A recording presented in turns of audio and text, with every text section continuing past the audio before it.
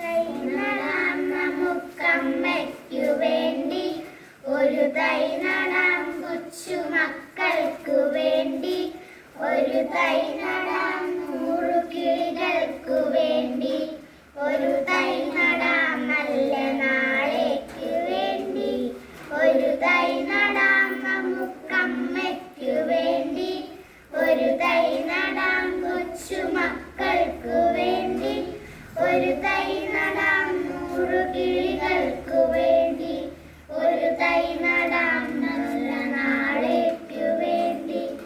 ഇത് പ്രാണവായുവിനായി നടുന്നു, ഇത് മഴയ്ക്കായി തൊഴുതു നടുന്നു, അഴകിനായി തണലിനായി തേൻപഴങ്ങൾക്കായി